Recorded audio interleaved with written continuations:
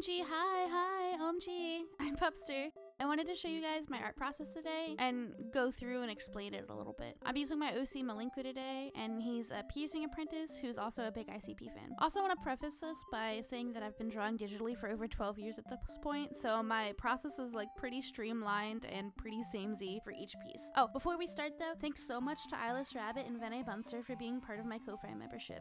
Ko-Fi memberships is pretty much the same as Patreon, but with less fees, but you get early access to content, exclusive hangout areas, and discounts on commissions. If you want to support the channel and what I do, please check it out. So I left this part in real time to show the initial reference for this pose. I didn't end up using the lower half, but I think it's really important to show this step, breaking your references down into shapes. The initial sketch takes the longest, but it's mostly just me studying the shapes of the reference and then applying it in my style in a separate sketch.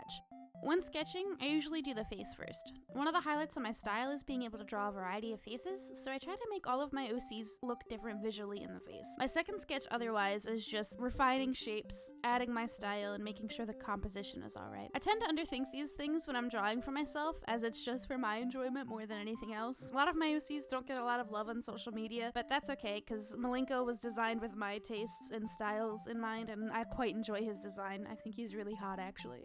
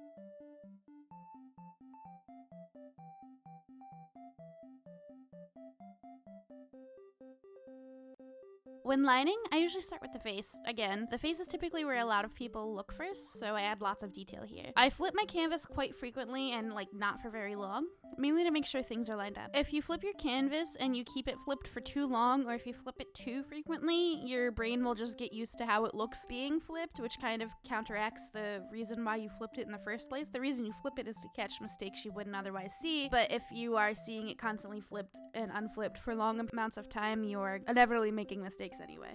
I think this is kind of subconscious in my brain at the point. It was kind of hard to word why I lined this way, but it has a lot to do with how line art shows a lot about texture and weight. It took a lot of studying for me to understand that lines show weight and texture. For example, I tried to make sure his hair, which are freeform locks, gave semblance of being pretty heavy because that's a lot of hair, while also showing the form of it with a couple of lines where it bends. I did something similar with the clothes where the undershirt is heavier and tighter than the overshirt, ergo the lines are chubbier and rounder and a little less frequent. The overshirt has less lines for less weight, and the pants have lots of horizontal lines to show that it's light but also loose, and it kind of looks like it's almost falling off of him. When I start coloring, I usually do the skin first. It's just my favorite part. I love drawing blush, I love highlights, I love adding skin details, and I love using the blush as a mid-tone for the shading. I think it really helps with the cohesion of the skin and the shadow. I also love drawing makeup. Makeup is the goat. Makeup is so fun. I give lots of OCs makeup just because it helps portray a lot about them also. I usually shade the skin a little bit and then go back and readjust later just so that I can get the pretense for the clothing and hair.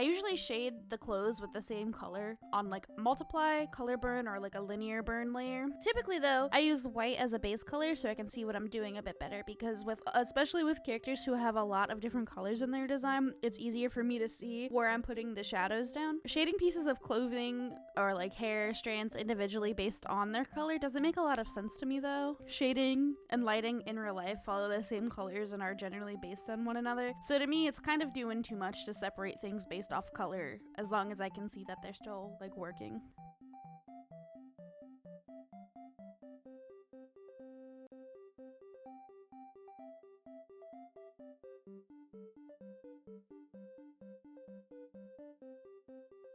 Anyways, after shading, I adjust the line colors. If I do it before shading, it might look lineless, or I won't be able to get as dark as like a shadow as I want. And I honestly just put too much effort in the line work to not make them stand out a little bit.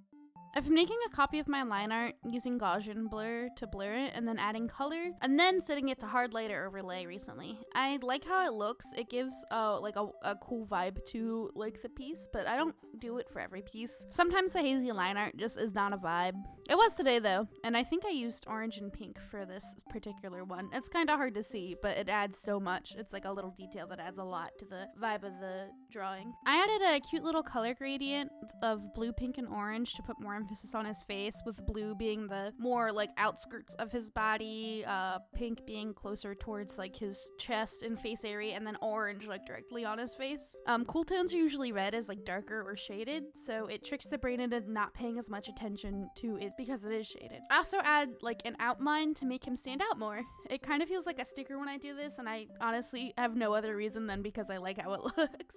Using the same outline color, I try to make details pop more if I feel like they're hidden, such as like the folds on the sleeves, some of the details in the locks, etc, etc. Doing backgrounds is pretty fun, but I don't put a lot of thought behind it unless I am drawing the character in a background physically. Usually I'll do a background that's either complementary or analogous. Complementary being colors that are opposite to one another on the color wheel, and analogous being the same group of colors. Like if I'm using a yellow, it'd be orange and red and yellow. I did complementary this time. I did blue mostly for the background because he's mostly orange and yellow colors to help him stand out more, and because this is the first real illustration I've made of him in years, I wanted him to be like the focus of the piece. This piece in total took me maybe about 2 hours, but again, this was just me sitting down and finishing it all in one go. I know a lot of people are like, whoa, you draw so fast, and I'm like, thanks, Pookie, I've been doing it for years.